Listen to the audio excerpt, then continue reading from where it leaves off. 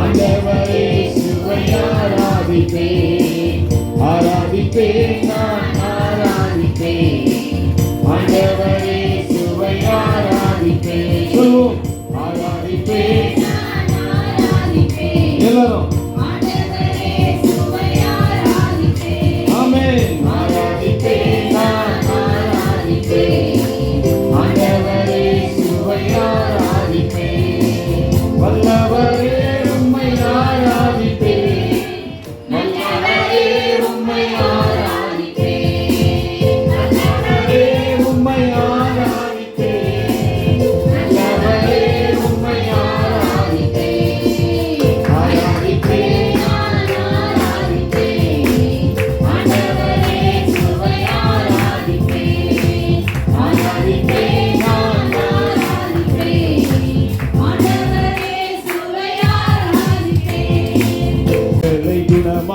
நடத்துகிறார். குற்றங்களை எல்லாம் மன்னித்தாரு, நோய்களை மாற்றி நடத்துகிறார். அவர் செய்த சகல உபகாரங்களை ஒரு நாளும் மறவாதே, ஒருபோதும் மறவாதே. சொல்லும், அவர் செய்த சகல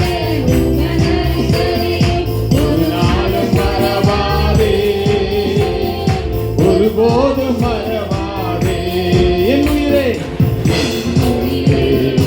ஆண்டவரை போற்று, முழு உள்ளமே அவர் பெயரை போற்று. என் உயிரே ஆண்டவரை போற்று, முழு உள்ளமே அவர் பெயரை போற்று. படுகுழியினின்று விடுவிக்கிறார், இரக்கத்தை முடியாக சூட்டுகிறார்.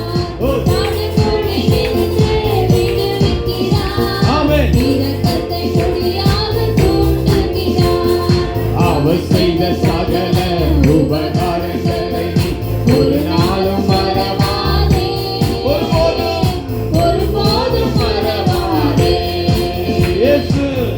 செய்த சகல உபகாரங்களை ஒரு நாளும் மறவாதே, ஒருபோதும் மறவாதே.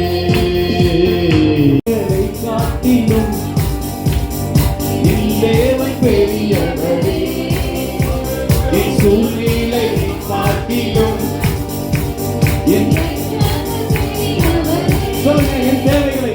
தேவைகளை காட்டிலும் என் தேவன் பெரியவரே, என் சூழ்நிலையை பார்க்கிலும் என் ரட்சகர் பெரியவரே. என் தேவைகளை பார்க்கிலும் எல்லாம் சொல்லுவோம், என் தேவன் பெரியவரே, என் சூழ்நிலையை பார்க்கிலும் என் ரட்சகர் பெரியவரே.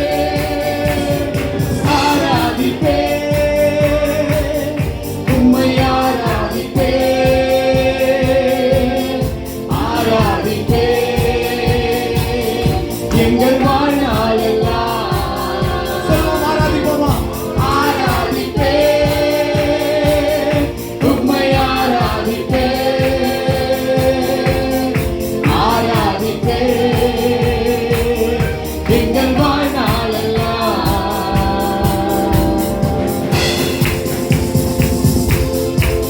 என் தண்ணீரை ரசமாக மாற்றி என் பெருமையை நிறைவாக்கினீரே என்று அவர் சொல்றார்.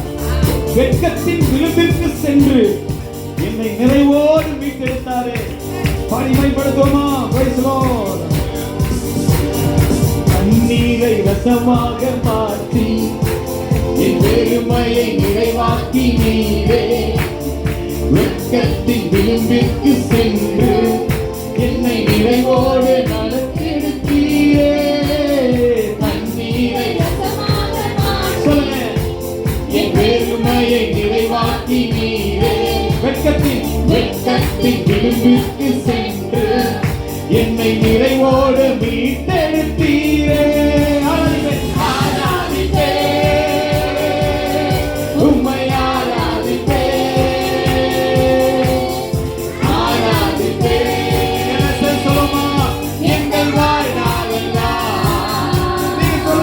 3வது வசனம். நான் இப்பொழுது என் பிதாவை வேண்டிக் கொண்டால் அவர் 12 லேகியோனுக்கு அதிகமான தூதரை என்னிடத்தில் அனுப்ப மாட்டார் என்று நினைக்கிறாயா? ஆமென். அந்த பலவீனமாக இருக்கிறார், மனிதர்களால் அடிக்கப்பட்டு காயப்பட்டு நிற்கிற பொழுது ஆண்டவர் சொல்லுகிறார், இப்ப நான் ஒரு ஆர்டர் பிதாவுக்கு பண்ணுனா இங்க என்ன நடக்கும்? எத்தனை? 12 ஆமீன் லேகியோன்கள். அது கிட்டத்தட்ட 24,000 பேர் சம்திங் அப்படி வருது. ஆமாவே இல்லையா? ஆமீன். அது ஒவ்வொன்றையும் கணக்கு. அதுதான் ஆண்டவர் சொல்லுகிறார், பலவீனம் தான். ஆனால் ஆண்டவர் என்ன சொல்லுகிறார்? என் பலவீனத்திலே நான் என்ன செய்கிறேன்? என் பிதாவிடத்திலே வேண்டுதல் செய்வேனானால் எனக்கு ஆண்டவர் உதவி செய்ய அநேகரை அனுப்புவார் என்று சொல்கிறார். என்ற தேவ தூதர்களை அனுப்புவார் என்று சொல்லி ஒரு நம்பிக்கை ஊட்டுகிறார். இந்த கால வேளையிலே வந்திருக்கிற உங்கள் என் வாழ்க்கையிலும் சில நேரங்களிலே நமக்கு ஆமீன் இப்படிப்பட்ட சூழ்நிலைகள் வந்து நெருக்கப்பட்டு கொண்டு இருக்கிற பொழுது மனித தயவு அல்ல, தேவ தயவு உங்களுக்கு உண்டாகிறார். ஆகவே தான் சொல்லுகிறார், நான் இப்பொழுது என் பிதாவை வேண்டிக் கொண்டால் அவர் என்ன செய்வாராம்? 12 லேகியோனுக்கு அதிகமான தூதர்களை அனுப்புவார் அவர். ஆமீன் சொல்லுகிறார். அம்மாவே இல்லையா? நம்முடைய வாழ்க்கையிலும் அப்படிதான் ஆண்டவர் என்ன செய்கிறார்? தூதர்களை அனுப்புவார். ஆமாவே இல்லையா? வாழ்க்கையில் ஏதாச்சும் ஒரு பிரச்சனை வருகிற பொழுது தேவனை நோக்கி பார்க்கிற பொழுது தேவ தூதர்கள் வருவார்கள். நீங்கள் மனுஷனை நோக்கி பார்க்கிற பொழுது என்னது? உங்களுக்கு பலன் இருக்காது. ராமின் சொல்லுங்க. எப்பொழுதுமே நல்லா புரிந்து கொள்ள வேண்டும். இந்த இடத்துல இயேசு மாமிசமாக பிறந்த அவராக காணப்படுகிறார். ஆமாவே இல்லையா? மனுஷகுமாரனாய் காணப்படுகிற பொழுது அவர் சொல்லுகிறார், நான் மனுஷகுமாரன் தான், ஆனால் என்னது? நான் தேவனை நோக்கி கூப்பிடுகிறேன் என்று சொன்னால் மனுஷராகி யாவருக்கும் பிரச்சனைகள் போராட்டங்கள் வருகிற பொழுது நாம் பிதாவை நோக்கி கூப்பிடுகிற பொழுது அவர் நமக்கு உதவி செய்யும்படி அநேக தூதர்களை அனுப்புவார். என்ற இந்த மே மாதத்திலே உங்கள் வாழ்க்கையில என்னென்ன காரியங்கள் செய்வதற்காக நீங்கள் யோசித்துக் கொண்டிருக்கிறீர்களோ, இதற்கெல்லாம் யார் நமக்கு பக்கபலமாய் உதவி செய்ய வருவார்களோ என்று சொல்லி நாமே மனுஷனுடைய உதவி விருதாய் போக தேவன் என்ன செய்வார்? உங்களுக்கு ஏற்ற காரியங்களை செய்கிறவராக இருக்காக. இந்த உபவாச நாளிலே முதலாவது நம்ம ஆண்டவரிடத்திலே நாம் கற்றுக் கொடுக்கிறோம். அவர் நமக்கு கற்றுக் கொடுக்கிறார். இயேசு, நீங்கள் இந்த பூமியில இருக்கிற வரைக்கும் உங்களுக்கு பிரச்சனைகள் போராட்டங்கள் நிந்தைகள் வருகிற பொழுது வேறு எங்கேயும் நோக்கி கூப்பிடாதீர்கள். என்ன செய்ய வேண்டும்? என் நாமத்தினாலே பிதாவை நோக்கி கூப்பிடும். நான் தான் உங்களுக்கு என்ன சொல்லியிருக்கிறேன்? இந்த வார்த்தையை சொல்லியிருக்கிறேன். சொல்லுவாங்க இல்லையா, நான் என் பேரை சொல்லுங்க, உங்களுக்கு என்ன செய்வாங்க? உங்களுக்கு அந்த காரியத்தை செய்வாங்க. அதுபோல நம்முடைய வாழ்க்கையிலே நம்ம ஒரு காரியத்தை செய்வதற்கு பிதாவிடத்திலிருந்து நமக்கு எல்லா ஒத்தாசையும் வரும். ஆனால் அந்த ஒத்தாசை எப்படி நமக்கு வருகிறது? இயேசு கிறிஸ்து மூலமாக. ஆகவே அவர் அந்த நேரத்தில் சொல்றாரு, அது ஒரு பயங்கரமான ஒரு சூழ்நிலை அல்லவா? உங்க எல்லாருக்கும் தெரியும். அடிக்கப்பட்டு காயப்பட்டு அவர் சிலுவைக்கு நேராக போகிற பொழுது அவர் சொல்லுகிறார், நீங்கள் என்ன நினைக்கிறீங்க? சொல்லுவாங்கல்ல, ஒரு சாதாரணமாக நீங்கள் நிற்கிற நேரத்தில் உங்களை யாராச்சும் திட்டிக்கிட்டு பேசிக்கிற பொழுது நீங்கள் பேசாமல் இருந்துட்டீங்கன்னா அப்போ ஆண்டவர் பேச தொடங்குவார். ராமிட்டு இப்போ நீங்கள் திட்டுறதுக்கு நீங்கள் திட்டிட்டீங்கன்னா அங்கே பிரச்சனை, அது ஒன்று, அது சொல்வாங்க. ஆனால் நீங்கள் அமைதியாக இருந்தால் நீங்கள் யார் என்பதை இயேசு கிறிஸ்தவர்களுக்கு வெளிப்படுத்துவார். ராமிட்டு அதுதான் இந்த இடத்துல சொல்லுகிறார். எல்லாம் அடித்து காயப்பட்ட நேரத்தில் சொல்றாரு, நீங்க இவ்வளவு இது பண்றீங்களே, நான் ஒரே ஒரு வார்த்தை சொன்ன என்ன ஆகும்? 12 அப்படின்னா கிட்டத்தட்ட 24,000 தூதர்கள் வந்து பூமியில இறங்குனா, ஹலோ, உங்களுக்கு பிரச்சனைகள் வருகிற பொழுது தூதர்கள் உங்கள் வீட்டை சுற்றி இறங்கினால் எப்படி இருக்கும்? ஒரு பெரிய பலன் இருக்குமா இல்லையா? தனியே ஒரு இடத்துல அடிப்பட்டு கிடக்கிற நேரம் தெரிஞ்சவங்க ஒரு 4 பேர் வந்தா எப்படி இருக்கும்? உங்களுக்கு ஒரு தைரியம் வந்துடும். ஆமாவே இல்லையா? அதுக்கு பிறகு நீங்க பேசுறீங்க. ஆமாவே இல்லையா? அதற்கு உதாரணமாக ஆண்டவர் சொல்லுகிறார், இந்த உலகத்தில் உபத்திரவம் உண்டு, ஆனால் திடங்கொள்ளுங்கள், உலகத்தை நான் என்ன செய்வேன் என்று சொல்லுகிறார். மற்ற 21-22 எடுத்து வாசிப்போம். நான் சுருக்கமாக நான் முடிக்க போகிறேன். முடிச்சு நாங்கள் ஜெபத்துக்குள்ளாக நாம் கடந்து போகிறோம். இந்த உபவாச நாள் ஜெபத்துக்கு முதலிடம் கொடுக்க வேண்டும். அதற்கு முன்பதாக நாம் பெறப்பட வேண்டும் என்பதற்காக சில வார்த்தைகளை உங்களோடு கூட நான் பகிர்ந்து கொள்கிறேன். ஆகவே மற்ற 21-22 பாருங்க என்ன சொல்றாரு? விசுவாசம் உள்ளவர்கள். மேலும் அப்படின்னா நீங்க எல்லாம் செய்வதெல்லாம் எவ்ரிதிங் இஸ் ஓகே, பட் நீங்க என்ன செய்ய வேண்டும்? விசுவாசம் உள்ளவர்களாக இருக்க வேண்டும். இந்த கால வேளையில விசுவாசத்தோடு நீங்கள் வந்து என்ன பெற்றுக்கொண்டீங்க? உங்களுடைய நன்மைகளை பெற்றுக்கொண்டீங்க. ஆமாவே இல்லையா? நீங்கள் துதித்து ஆராதித்துக் கொண்டிருக்கிற பொழுது உங்களுக்குரிய எல்லாவற்றையும் ஆண்டவர் என்ன சொல்லி செஞ்சிட்டாரு? எல்லாவற்றையும் உங்களுக்கு செய்து முடிச்சுட்டாரு. இப்ப நீங்க நன்மையை பெற்றுக் கொண்டிருக்கிறீங்க. இந்த நன்மையை பெற்றுக்கொண்டா நீங்க என்ன செய்ய வேண்டும்? இந்த நன்மையை மற்றவர்களுக்கு கொடுக்க வேண்டும். ராமின் சொல்லுங்க. இன்னைக்கு எத்தனையோ பேருக்கு எத்தனையோ சூழ்நிலை வாசிக்க மகன், நீங்க விசுவாசம் உள்ளவர்களாய் ஆமீன் சொல்லுகிறார். ஜெபத்தின் மூலம் எவைகளை கேட்பீர்களோ என்னமா நீங்க என்னென்னலாம் கேட்கிறீங்களோ அவ்வளவும் கொடுக்கிறார். ராமின் சொல்லுங்க. பக்கத்துல பார்த்து சொல்லுங்க, நம்ம கேட்கறது குறைவு. கேட்கிறது என்னது? என்ன நமக்கு விசுவாசம் இல்லை, அதனால கேட்கறதுக்கு பயப்படுறோம். அவர் மேல விசுவாசம் நமக்கு இல்லாதபடினால இது நடக்குமோ நடக்காதோ என்று சொல்லி அங்கே ஒரு கூட்ட ஜனங்கள் இருக்கிறதுனால தானே இயேசு பேசுறாரு. விசுவாசம் மற்ற ஜனங்களுக்கு தானே விசுவாசத்தை குறித்து பேசுறாரு. அப்ப நம்ம விசுவாசம் இல்லாமல் இருக்கிற போது கர்த்தர் இந்த நாளில் உங்களோட என்னோட பேசுகிறார். என்ன சொல்றாரு வாசிக்க, நீங்க விசுவாசம் உள்ளவராய் மாறணும். ராமன் சொல்லுங்க. ஒன்றை பெற்றுக்கொள்வதற்கு உங்களுக்கு என்ன வரணும்? நம்பிக்கை வர வேண்டும், விசுவாசம் வர வேண்டும், உறுதி வர வேண்டும். யார் மேல? நமக்கு இதை கொடுக்கிறவர் மேல் நமக்கு நம்பிக்கை வர வேண்டும். ராமன் சொல்லுங்க. ஒருவேளை நமக்கு விசுவாசம் இல்லாமல் இருக்கலாம். ஒரு வியாதிஸ்தனுடைய மகன் வேதனைப்பட்டு கிடக்கிற பொழுது இயேசு கேட்கிறார், நீ விசுவாசிக்கிறாயா என்று சொல்ல. அவன் சொல்லுகிறான், ஆமாம் ஆண்டவரே, விசுவாசம் என்ன அப்படின்னு கேட்கிறான். ராமன் சொல்லுங்க. அப்படி விசுவாசங்கிறது நமக்கு தெரியாம நம்ம இருக்கிறோம். ஆமாவே இல்லையா? ஆகவே ஆண்டவர் சொல்லுகிறார், நீங்கள் முதலாவது நீங்க என்ன ஆயிரணும்? விசுவாசம் உள்ளவர்களாய் மாறணும். ஆமென். விசுவாசிகள் என்று சொல்லிக் கொண்டு இருக்கக்கூடாது, விசுவாசம் உள்ளவர்களாக இருக்க வேண்டும். அதுவும் அவர் மேல் விசுவாசம் இருக்க வேண்டும். அதே போல நீங்கள் கேட்க போகிற காரியத்துக்கு அவர் பதில் கொடுக்கிறவர் மாத்திரமல்ல, அந்த காரியத்தை நிறைவேற்றுவார் என்ற முழு விசுவாசத்தோடு அங்க போகணும். ஆமென். அல்லாதபடிக்கு நம்ம போயிட்டு நடக்குமா நடக்காதா, கிடைக்குமா கிடைக்காதா அப்படின்னு இருக்க கூடாது. நாமே விசுவாசம் உள்ளவர்களாய். அதுதான் உங்களுக்கு முதலாவது ஆண்டவர் பற்றி கொடுக்கிறார். உனக்கு விசுவாசம் வந்தா என்ன உண்டாகும்? உன் ஜெபம் பெருகும். உன் ஜெபத்தில் உன் தேவைகள், உன் காரியங்கள் எல்லாம் பெருகும். ராமன் ஒருத்தர் நமக்கு நன்மை செய்கிறார், ஒருத்தர் உதவி செய்கிறார் சொன்னா நம்ம அவரிடத்துல என்ன செய்வோம்? தைரியமாய் போய் பேசுவோம். ஆமாவே இல்லையா? அப்ப அவங்க கேட்பாங்க என்னென்னலாம் வேணும் அப்படின்னு சொல்ற நேரம் முதல்ல அவங்க மேல உங்களுக்கு நம்பிக்கை வந்தாதான் நீங்க என்ன சொல்லுவீங்க? எனக்கு இது வேணும் இது வேணும் அப்படின்னு சொல்லுவீங்க. ஆமாவே இல்லையா? இல்லைன்னா சொல்ல முடியாது இல்லையா? நம்ம யாரோ எவரோ அப்படின்னு. அப்ப முதலாவது நீங்கள் என்ன செய்ய வேண்டும்? முழு நம்பிக்கையையும் அவர் மேல் வைக்க வேண்டும். ராமன் ஆமீன். உலகத்துல மனுஷன் மேல், உறவுகள் மேல், சொந்த பந்தங்கள் மேல், பேங்க் மேல், வேற என்னது லோன் கொடுக்குறவங்க மேல, அவங்க மேல நம்ம எவ்வளவு விசுவாசம் வச்சு ஓடி அலைஞ்சு திரிகிறோமோ, ஆனால் ஆண்டவர் மேல என்னது? விசுவாசம் வைப்பதில் நம்ம குறைவாக இருக்கிறோம். ஆகவேதான் இந்த கால வேலையில விசுவாசத்தை குறித்து பேசுகிறோம். ஆகவேதான் நாங்கள் சொல்லுகிறார், நான் இப்பொழுதும் என் பிதாவிடத்தில் வேண்டிக் கொண்டா. அவருடைய விசுவாசம் இருக்கிறது. பிதாவிடத்தில் வேண்டிக் கொண்ட அடுத்த நிமிஷத்துல என்ன ஆகும்? தூதர்கள் பூமியில இறங்கி வந்து என்ன செய்வார்கள்? காப்பாற்றிக் கொண்டு செல்வார்கள். ஆனால் அது அல்ல, தேவ சித்தம் நிறைவேற வேண்டும்.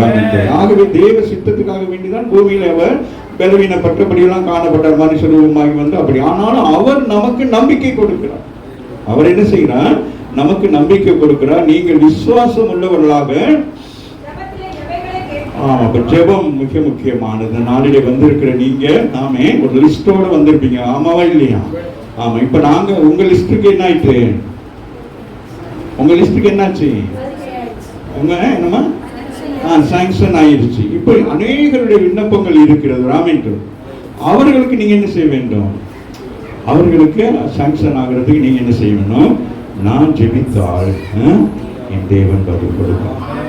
நான் இயேசுவின் நாமத்தினாலே இவர்களுக்காக வேண்டுதல் செய்கிற பொழுது அவருடைய வியாதிகள், குடும்ப பிரச்சனைகள், கடன் பிரச்சனைகள் இவைகள் எல்லாம் நீங்கும்படி எனக்கு ஆண்டவர் என்ன கொடுத்திருக்கிறார்?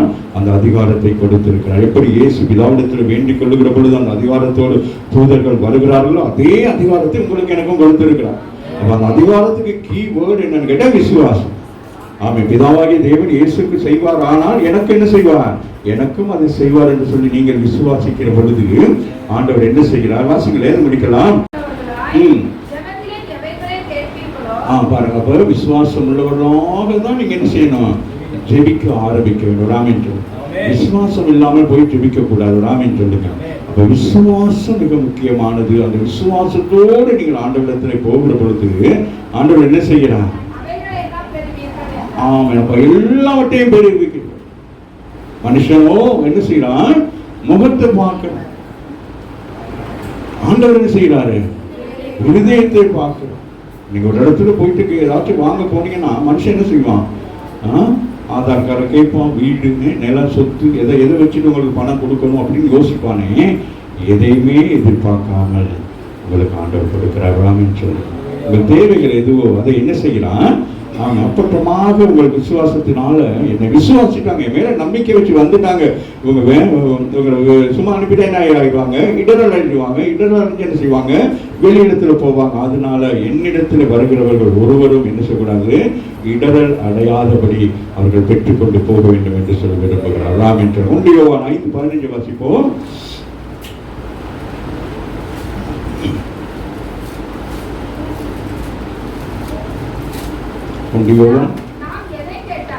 சொல்றாரு, நாங்க என்னத்தை கேட்டாலும்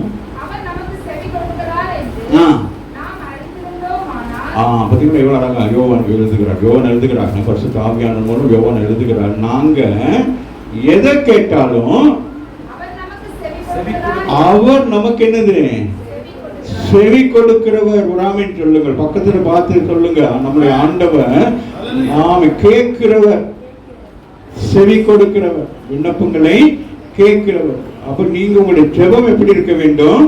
அவர் செவி கொடுக்கத்தக்கதான ஒரு ஜெபத்தை தான் ஏறெடுக்க வேண்டும். ராமின் அவருக்கு பிரியமில்லாத ஒரு ஜெபத்தை நீங்கள் ஏறெடுக்கிற பொழுது என்ன நடக்கும்? இப்ப நீங்க யாரோ ஒரு இடத்துல பேசுகிற பொழுதும் அனாவசியமான ஒரு வார்த்தையை கேட்கிற பொழுது அவர்களுக்கு காது இருக்கும், எல்லாம் இருக்கும், ஆனா கேட்க மாட்டாங்க. என்ன செய்வாங்க? பேசாம இருப்பாங்க. அப்படியா அப்படின்னு சொல்லி அப்படி தட்டி மாறுவாங்க. ராமின் சொல்லுங்க.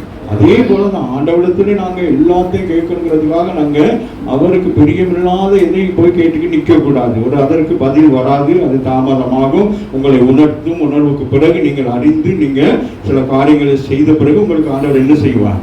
அதுக்கு பதில் கொடுப்பார். அந்த காணிக்கை விஷயத்துல ஆண்டவர் சொல்லுகிறார், நீ சகோதரனோடு உனக்கு பகை இருக்குமானால் முதல் என்ன செய்யணும்? அங்க போயிட்டு அவங்ககிட்ட என்ன ஒப்புரவாகணும்னு சொல்றாரு. அப்போ அங்க ஒப்புரவாகாம நீங்க போயிட்டு எதை கேட்டாலும் அவர் கொடுப்பான்னு நம்ம சொல்ல முடியாது. ராமின் சொல்லுங்க. அப்போ பூமியிலேயே நீங்கள் ஒப்புரவாக இருக்க வேண்டும். பிதாவாகிய தேவனிடத்துல நீங்கள் ஒப்புரவாக இருக்க வேண்டும். ஆகவே தான் தானியேலை சிங்க கோயில போடுகிற பொழுது அவன் என்ன சொல்லுகிறான்? நான் உமக்கு முன்பதாகவும் தேவனுக்கு முன்பதாக எப்படி இருக்கிறேன்? உண்மை யுத்தமாக இருந்தபடினால இந்த சிங்கத்துடைய வாய் என்ன ஆனது? கட்டப்பட்டது. ராமின் சொல்லுங்க. உங்களுக்கு விரோதமாக எழும்புகிற சத்துருடைய வாய்கள் என்ன செய்யும்? கட்டப்படும். நம்மவே இல்லையா? உங்கள் உறவுகளோ உங்கள் சொந்தக்காரங்களோ உங்களை சுற்றி இருக்கிறவங்கள தான் என்னது? உங்களுக்கு ஏதோ ஒரு நன்மை வருகிற பொழுது அதை தடை செய்யும்படியாக என்ன செய்வாங்க? அவங்க ஒன்றும் பெருசா போயிட்டு தேசிக்காவிட்டியே லெமனா, அது என்ன சொல்றீங்க? லெமனா என்னது சொல்லுங்களேன்? லெமன் தானே, அதுக்கு தமிழ் என்னது? எலுமிச்சை பழம். ராமின் சொல்லுங்க. எலுமிச்சை பழம் கொண்டு போயிட்டு உங்களுக்கு மந்திரமான செய்ய தேவையில்லை. ராமின் சொல்லுங்க. கேட்டோன்னா அவங்க கொஞ்சம் அப்படி பேக் பண்ணாங்கன்னா போதும், என்ன ஆயிரும்? அது சக்சஸ் ஆகிடும். ராமின் சொல்லுங்க. ஆனால் இங்க ஆண்டவர் சொல்கிறார், வாசிக்கல மகள் நல்லா கவனித்துக் கொள்ளுங்க. நான் எதை கேட்டேன் பாருங்க, இவ்வளவு அதிகாரம் ஆண்டவர் சொல்லுகிறார். நீங்க நம்ம எல்லாம் கேட்பதற்கு உங்களுக்கு அதிகாரம் இருக்கிறது. ராமின் சொல்லுங்க. பிதாவாகிய தேவனிடத்துல உங்களுக்கு என்ன இருக்கிறது? எல்லா அதிகாரம் இருக்கு. ஆனால்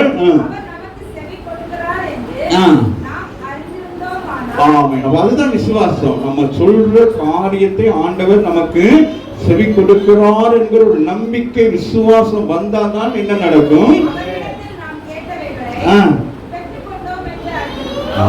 நம்ம வாங்கினது அழகா சொல்றாரு. பாருங்க, நம்ம வாங்கினது நம்ம கேட்கறது எல்லாவற்றையும் என்னவா பெற்றுக்கொண்டோம். ஒரு ஆமின். இங்கேருந்து வர்றீங்க, அங்கிருந்து வாரீங்க, இங்க வந்துட்டு போற நேரம் எப்படி போறீங்க? பெற்றுக்கொண்டு போறீங்க. அப்ப விசுவாசம் தாங்க. அதுதான் நாம் எதை இந்த இடத்துல வந்து இந்த கால வேளையிலே இந்த உபவாச நாளிலே நீங்கள் வந்து என்ன உங்களுக்கு நம்பிக்கை வர வேண்டும். நான் வந்திருக்கிறேன், என் பிதாவிடத்தில் என்னுடைய காரியங்கள் எல்லாம் சொல்ல போகிறேன். அப்பொழுது என்ன நடக்கும்? அவர் செவி கொடுப்பார். ராமின். இப்ப லூக்கா 18ஆம் அதிகாரத்தை வாசிப்பீர்களானால் அநீதிமான் என்ன செய்கிறான்? அவன் அந்த ஸ்திரியோடு போராடுகிற பொழுது சொல்லுகிறார், அநீதிமான் நீதி செய்கிற பொழுது நான் நீதி செய்யாது இருப்பேனோ? தாமதமானாலும் நான் என்ன செய்வேன், அதை நிறைவேற்றுவேன் என்று சொல்லுகிறார். 1 யோவான் 3:23 வாசிங்கம்மா. யோவான் 1 யோவான் 3:23. நாம் அவருடைய குமாரனாகிய இயேசு கிறிஸ்துவின் நாமத்தின் மேல் விசுவாசமாய் இருந்து அவர் நமக்கு கட்டளையிட்டபடி ஒருவருக்கொரு அன்பாய் இருக்க வேண்டும் என்பது அவருடைய கற்பனையாய் இருக்கிறது. 3:23.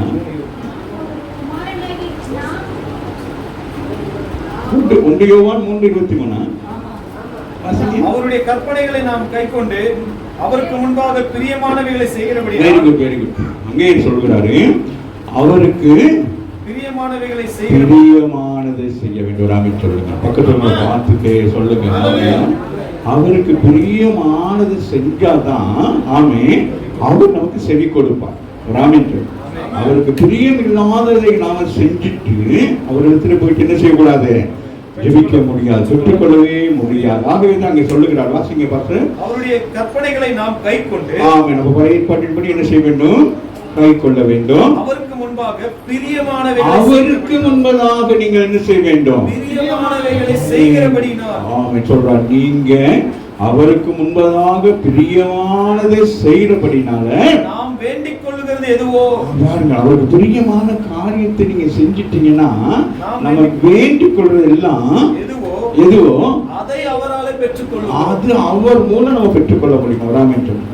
அப்ப பாருங்க, ஜெபம் முக்கியம், விசுவாசம் முக்கியம். அதை விட உங்களுடைய கிரியைகளை ஆண்டவர் பார்க்கிறார்.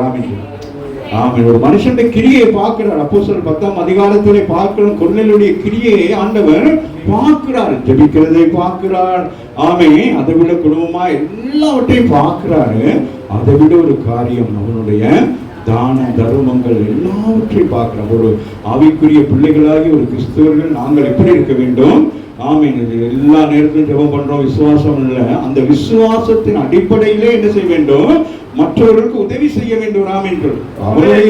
அவன் 100க்கு அதிபதியா இருக்கிற பொழுது அவன் என்ன செஞ்சிருக்கலாம், அவன் தேசத்தை ஆண்டிருக்கலாம், அவன் ரட்சிக்கப்பட்டிருக்கலாம், அவன் குடும்பத்தை மட்டும் கொண்டு போயிட்டு ஒரு இடத்துல ஞானஸ்தானம் கொடுக்கலாம். அவன்ல அந்த 100க்கு அதிபதி என்ன செய்கிறான், தனக்குள் இருக்கிற அத்தனை குடும்ப வம்சாவளிகளையும் கிறிஸ்து இயேசுவுக்கு நேராய் கொண்டு வர முற்படுகிறார். ஆமென். நமக்கு என்ன ஒரு குறைவுமே இல்லை, நல்ல சந்தோஷமாக இருக்கிறோம். இன்னைக்கு நமக்கு பணம் பொருள் வசதிகள் வந்துட்டா நம்ம அப்படியே ஆண்டவரா என்ன கட்டிடுறோம், ஏற கட்டுறதா சொல்லுங்க. ஆமா, அந்த மாதிரி ஆமா வந்துடுச்சு, ஓரளவுக்கு இந்தியா பாஷை எனக்கு வந்துடுச்சு. சொல்லுங்க. ஆகவே அந்த மாதிரிக்கு நம்ம செஞ்சிருவோம். ஆனா அவன் என்ன செய்யறான், பிடிச்ச குடியில இருக்கிறாராம் என்று தன் குடும்பத்தை நடத்துகிறான். ஆமென். தெய்வ பயத்தோடு குடும்பத்தை நடத்துகிறான். அதுபோல தன்னிடத்தில் வருகிற ஜனங்களுக்கெல்லாம் என்ன செய்கிறான், உதவி செய்கிறான். ஆமாவா இல்லையா? இந்த கை செய்வது இந்த கைக்கு தெரியாதபடி செய்ய. இது எல்லாவற்றையும் நல்லா கவனித்துக் கொள்ளுங்கள். இதை எல்லாவற்றையும் அவர் உற்று நோக்கி பார்த்து கொண்டிருக்கிறார். நீங்க நடப்பது, போவது, வருவது, செய்ய எல்லாவற்றையும் பார்த்து கொண்டிருக்கிறான். இப்ப அவன் என்ன செய்கிறான், ஆண்டவருடைய சமூகத்திலே அவன் இந்த எல்லா பர்பஸ்க்காக வேண்டி அவன் உபவாசம் பண்ணுவதற்காக முழங்கால் படியிடுகிறான். அங்கு முழங்கால் படியிட்ட உடனே பாருங்களேன், அவன் கேட்டானா, ஆண்டவரே இயேசு கிறிஸ்துக்கு தூதர் அனுப்புற மாதிரி எனக்கு அல்ல. அவன் முழங்கால் படியிட்ட உடனே அங்கே என்ன சொல்லப்படுகிறது, தூதர் அங்கே வந்து நிற்கிறார். ஆமென் சொல்றான். ஆமாவா இல்லையா? அப்ப நம்முடைய வாழ்க்கையிலே ஆமென் எப்பொழுதும் தூதர்களை அனுப்பி நம்முடைய வாழ்க்கையை சரிப்படுத்த ஆண்டவர் விரும்புகிறார். ஆமாவே இல்லையா?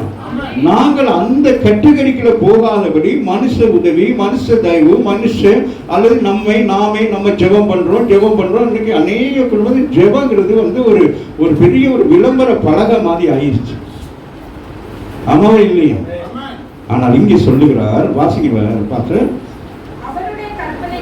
அவருடைய கற்பனைகள். ஆமென். அவருடைய வார்த்தை கை கொள்ளணும். பழைய ஏற்பாட்டின்படி கற்பனைன்னு சொன்னா புதிய இதுபடி என்னது, அவருடைய வார்த்தையை நம்ம என்ன செய்ய வேண்டும், கை கொள்ள வேண்டும். ஆமாவா இல்லையா? அப்படி கை கொள்ளுகிற பொழுது அப்போ அவருடைய வார்த்தை என்ன சொல்லுது, அவர் என்ன பூமியில என்ன செய்கிறார், நன்மை செய்கிறவராக சுற்றி தெரிகிறாரா? ஆமாவே இல்லையா? அதுபோல நீங்கள் அவருடைய வார்த்தையை கனப்படுத்தி அதன்படி நீங்கள் செய்கிற பொழுது அவருக்கு முன்பதாக அவர் உங்கள்கிட்ட எதிர்பார்க்கிறார். இயேசு கிறிஸ்து இந்த பூமியில என்ன செய்தார்? பிதாவுக்கு பிரியமானது எல்லாவற்றையும் செய்தார். ஆமாவே இல்லையா? அதை எதிர்பார்க்கிறார் உங்களிடத்திலே. ஆகவேதான் இயேசு சொல்லுகிறார், நான் போகிறேன், என்ன செய்கிறேன்? ஆமென். நீங்க என்ன செய்யணும்? உலகத்தில் முழுவதும் சென்று என்ன செய்ய வேண்டும்? ஜனங்களை ஆதாயப்படுத்த வேண்டும் என்ற நல்ல ஒரு வார்த்தை. ஆதாயப்படுத்த வேண்டும். உபவாச நாளிலே ஆமென் நமக்கு ஆசீர்வாதங்களை பெற்றுக்கொண்டபடினால் இந்த சரஸ்வதி நகர் மாத்திரமல்ல, இந்த சுற்றிலும் இருக்கிற ஆத்துமாக்களை என்ன செய்ய வேண்டும்?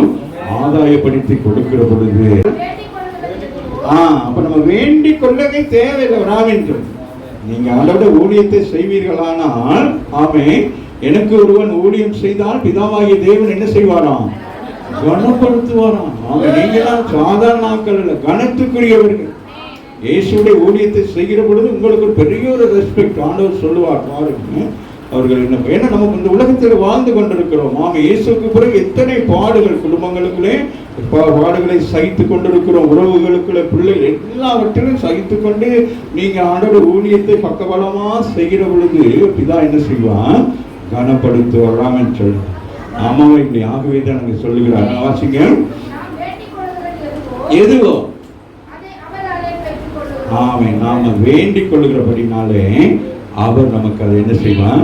பிதாவிடத்திலே பெற்றுக் கொடுப்பார். கரங்களை பற்றி தேவனை மகிமைப்படுத்துங்கள். யாக்கோபு 4ஆம் அதிகாரத்துல 1-2 வாசிங்களேன்.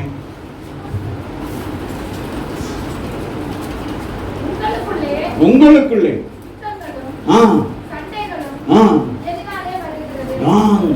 யாக்கோபு எழுதுகிறார். அவர் எழுதுகிறார், கிறிஸ்து இயேசுடைய சகோதரனாகிய யாக்கோபு எழுதுகிற பொழுது சொல்லுகிறார், உங்களுக்குள்ள என்ன இருக்கான்? என்னமா முதல் என்ன இருக்கு? உங்களுக்குள்ள நமக்குள்ள என்ன இருக்கு? மாம்ச யுத்தம். அதான் எபேசியர்ல அங்க சொல்லுகிறார், உங்களுக்குள்ள என்ன இருக்கிறது? மாம்சத்துக்குள்ளே போராட்டம் இருக்குதா? யாக்கோபு சொல்லுகிறார், உங்களுக்குள்ளே யுத்தங்களும் சண்டைகளும். யாரு? ஆவிக்குரிய பிள்ளைகளுக்கு என்ன இருக்கிறது? யுத்தமும் சண்டையும் இருக்கான். இந்த கால வேளையில வந்திருக்கிற நாம எப்படி இருக்கிறோம்? ஜெபிக்கிறவர்களாக அல்ல, நமக்குள்ள சண்டையும் யுத்தம். யாரையுமே அப்ப யுத்தம் பண்ணலாம், யாரை அடிக்கலாம் அப்படிங்கிற மாதிரி. எதனால வருது?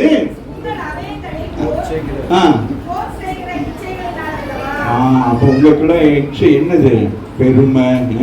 ஓகே, அதை சொல்லிக்கிட்டு போகிறோம். அது நமக்கு தெரிஞ்ச விஷயம் தானே, அதை திருப்பி சொல்லிக்கிட்டு கவலைப்பட தேவையில்லை. இதனால அப்ப சொல்றார், நீங்க ஆண்டவருக்குள்ள சரியா இல்லாதபடினால, அவருக்கு பிரியமில்லாத காரியங்களை செய்து கொண்டிருக்கிறபடினாலே, ஆமென், அது என்ன செய்து? நீங்க தேவ சமூகத்தை போய் ஜெபிக்க அமர்ந்தா கூட உங்க ஜெபத்துக்கு என்ன ஒண்ணுல பதில் கிடைக்க மாட்டேங்குதுன்னு சொல்றாரு. ராமேந்திரன் வாசிங்க. நல்ல இச்சித்ததும் உங்களுக்கு என்னது? கிடைக்கவில்லை. நீங்கள்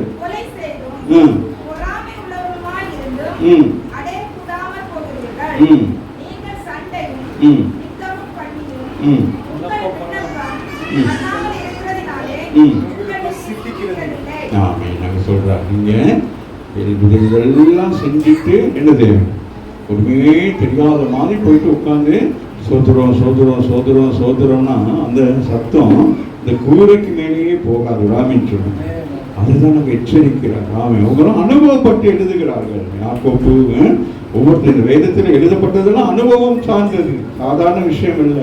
இஸ்ரவேல் ஜனங்கள், யூத ஜனங்கள், அவர்கள் அனுபவப்பட்ட காரியங்களே அவர்கள் தங்களுடைய வாழ்க்கையிலே அவர்கள் அப்போஸ்தலர்கள். யாக்கோபு ஒரு அப்போஸ்தலராக இருக்கிறபடினாலே, யோவான் ஒரு அப்போஸ்தலர் இருக்கிறபடினா அவங்க வெளிப்படுத்துறாங்க. இப்படி ஜனங்கள் சபைகளுக்குள்ளே இருந்து கொண்டு என்ன செய்யறாங்க? விண்ணப்பம் பண்ணி வேண்டுதல் பண்ணி முழு சபைக்குள்ள அது இருளாகவே இருக்கிறது. ஒருத்தர் இப்படிப்பட்டவர்களாய் குடும்பத்தில் இருந்தாலே போதும், அந்த குடும்பம் எப்படி சமாதானமா இருக்குமா, சந்தோஷமா இருக்குமா, பெற்றுக்கொள்ள முடியுமா? ஆகவேதான் அவர் கவலையோடு வேதனையோடு கூட யாக்கோபு என்ன செய்கிறார்? இந்த காரியத்தை எழுதுகிறார். வாசிங்க, இன்னொரு முறை வாசிங்களேன். பத்திரிகையில சொல்றா, நீங்க ஆசைப்பட்டது என்னது? உங்களுக்கு கிடைக்கல. பாருங்க எப்படி எல்லாம் சொல்றான்னு சொல்லி. இப்ப இதெல்லாம் என்னது? நம்முடைய எண்ணங்கள் வராமின்னு சொல்லுங்க. இங்க சொல்லப்படுகிற இந்த விஷயங்கள் எல்லாம் பாருங்களேன், உங்களுக்குள்ள யுத்தங்களும் சண்டைகளும் எதினாலே வருகிறது கேட்டா, உங்கள் அவயங்களில். அப்ப நம்முடைய அவயங்கள் என்ன செய்யுது? அவர் தான் கிறிஸ்து அவர் தலையாக இருந்தால் நம்முடைய சரீரம் என்னது அவயம் என்று சொல்லப்படுகிறது. ஆமீன். அப்ப தலையாகி கிறிஸ்துவுடைய ஆமீன் வார்த்தைகளுக்கு நம்ம கீழ்ப்படியாத பொழுது இந்த சரீரமானது என்ன செய்யும்? பூமிக்குரிய இச்சைக்குள்ளாக அதுகள் என்ன செய்யும்? செயல்படும். ஆமீன். அப்ப நீங்க சபைக்கு வருகிற பொழுது நீங்க ஆவிக்குரிய பிள்ளைகள்னா நீங்க எல்லாவற்றையும் ஆவிக்குள்ளாகவே என்ன செய்யணும்? ஆராய்ந்து பார்க்கணும்.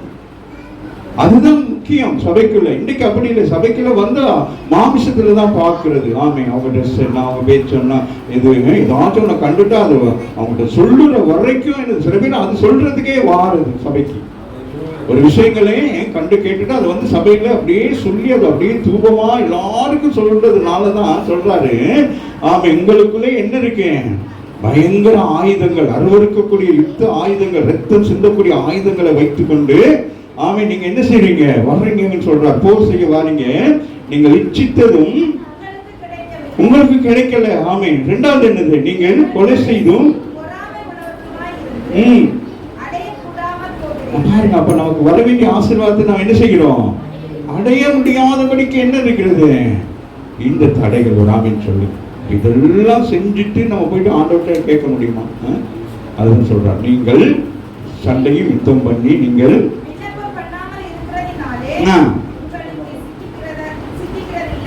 சொல்றேன். நீங்க இதெல்லாம் செஞ்சுக்கிட்டு சபைக்கு வாரீங்க, எல்லாம் பண்றீங்க. ஆனா நான் பார்க்கிறேன், நீங்க அநேகர் என்ன செய்ய மாட்டேங்கிறீங்க? ஜெபிக்க மாட்டேங்கிறீங்க. ராமன் சொல்லுங்க. நமக்குள்ள ஒரு ஜெப ஆவி இருந்தால்தான் ஆமை அந்த ஆவிக்குரிய நிலையில நம்ம ஒரு மாற்றங்கள் உண்டாகும். ராமன் சொல்லுங்க. மற்றவர்களுக்காக இப்ப ஜெபிக்கிறது வந்து ஆண்டவரோடு பேசுகிற விஷயம். நல்லா கவனித்துக் கொள்ளுங்க. அப்ப ஆண்டவரோடு பேசுகிற நமக்கு இவைகள்லாம் இருந்தா என்ன உண்டாகும்? நமக்கு ஜெபிக்க தோணாது. ஒரு ஆமீன் சொல்லுங்க. சில பேர் அப்படியே ஊழியத்துக்குன்னு அப்படியே போயிட்டு வாருது, உட்கார்ந்து அப்படியே வாரு. ஜெபிக்க சொன்னா ஜெபிக்கிறது இல்லை. ஆமே அப்படியே சில காரியங்களை மட்டும் தனக்கென்று செஞ்சு கொண்டு அப்படியே வராங்க. அப்ப அவன் சொல்றாரு, நீங்க ஜெபிக்கிறதே இல்லை அப்படிங்கிறார். அப்படிதான் சொல்லிட்டாரு. பாருங்களேன், நீங்கள் சண்டையிட்டு யுத்தம் பண்ணியும் நீங்கள் விண்ணப்பம் பண்ணாமல் இருக்கிறதுனால அவங்களுக்கு நம்பிக்கையே இல்லை. ஆண்டவர் மேல நம்பிக்கை இல்லை, சபை மேல நம்பிக்கை இல்லை, உங்களுக்கு விசுவாசம் அவங்க ரட்சிப்புல நம்பிக்கை இல்லை, உங்களுக்கு கிறிஸ்துவ வாழ்க்கையிலே நம்பிக்கை இல்லாதனால என்ன ஜெபம், நாங்க எவ்வளோ காலமா ஜெபிச்சுக்கிட்டு இருந்தோம் இப்ப அப்படிங்கிறத அங்க சுட்டி காட்டுகிறார் ராமின் சொல்லி. ஆனால் யோவான் 14ஆம் அதிகாரத்தில் 13, 14 வாசித்து நாங்கள் முடிப்போம். முடித்து தொடர்ந்து நாம் ஜெபத்துக்குள்ளாக நாங்கள் கடந்து போகிறோம்.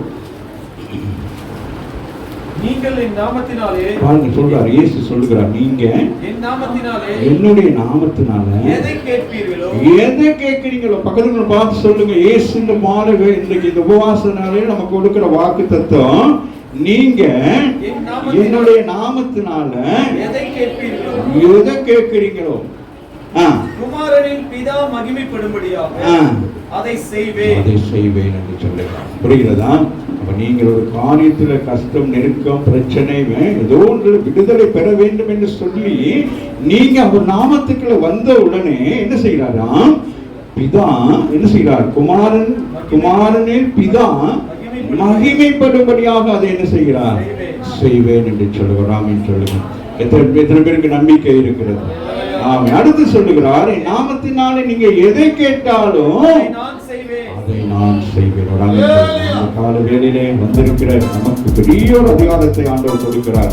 26ஆம் அதிகாரம் 26:53 சொல்லுகிறார், நான் இப்பொழுது நான் பிதாவை வேண்டிக் கொண்டாலே என்ன நடக்கும்? எனக்கு ஒரு பெரிய என்னது பரலோகத்தில் ஒரு சப்போர்ட் உண்டாகும். ஆகவே பூமியில நம்ம வாழ்ந்து கொண்டிருந்தால் நமக்கு எங்கிருந்து ஒத்தாசை வருது? பரலோகத்திலிருந்து ஒத்தாசை வருது. ஆமாவே இல்லைங்க? ஆகிய அந்த பரலோக ஒத்தாசைக்கு நாங்கள் எப்படி இருக்கணும்? உண்மையுள்ளவராக இருக்க வேண்டும். நம்முடைய ஜெபத்திலே தரித்திருப்பது. ஆமே ஆமே. யாக்கோபு சொல்லுகிறார்களே, சபைக்குள்ளே கோபதாபங்களோடு கூட நம்ம இருந்து ஆமே ஜெபிக்காம இருந்தா நமக்கு என்ன நடக்கும்? அப்ப நம்ம அந்த வந்து சபையில வந்து வார்த்தை கேட்கறதுனால நமக்கு என்ன இல்லை? எந்த ஒரு பிரயோசனமும் இல்லை. ஆனால் யோவான் சொல்லுகிறார், என் நாமத்தினால் எதை கேட்டாலும் உங்களுக்கு தருவேன் என்று சொல்கிறான் என்று சொல்லுங்க. நமக்கு ஒரு நம்பிக்கை இருக்கிறது. நாமே இயேசு கிறிஸ்துங்கிற நாமம் நமக்கு என்ன செய்கிறது?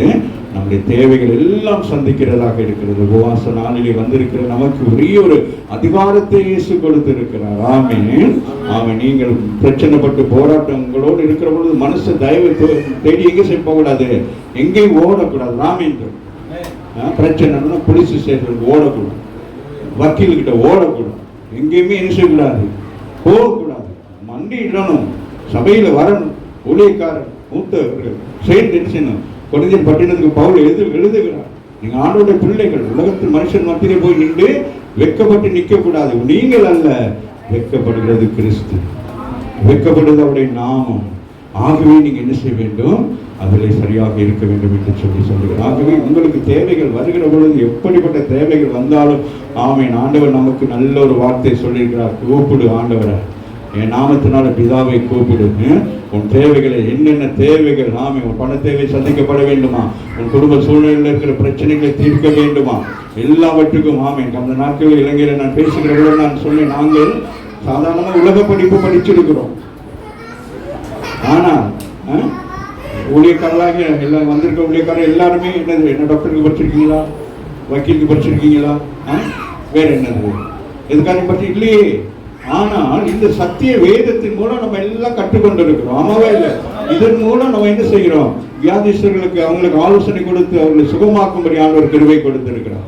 பிரச்சனையோடு வருகிறவர்களுக்கு ஆமீன் ஒரு லோயரை போல இருந்து அவங்களுக்கு சத்தியத்தின் மூலம் அவர்கள் விடுதலை கொடுத்து சமாதானத்தை ஏற்படுத்தி கொடுக்கிறோம். இப்படி இந்த உலக படிப்புக்கு சம்பந்தமான எல்லா காரியங்களையும் செய்வதற்கு ஆண்டவர் நமக்கு உறுதுணையாக இந்த ஆமீன் இந்த சட்ட புஸ்தகத்தை உங்களுக்கு கொடுத்திருக்கிறார். ஆமீன் சொல்லுங்க. இந்த சட்ட புஸ்தகத்தை மாத்திரம் நீங்கள் சரியாக நீங்கள் பயன்படுத்திக் கொள்வீர்களானால் உங்கள் வாழ்க்கையில ஆமீன் ஒன்று உங்களை எதிர்த்து ஒன்று உங்களை மேற்கொள்ளாது. கர்த்தர் உங்கள் ஒவ்வொருவரையும் ஆசீர்வதிப்பாராக. தொடர்ந்து நாங்கள் ஜெபத்துக்குள்ளாக போக போகிறோம்.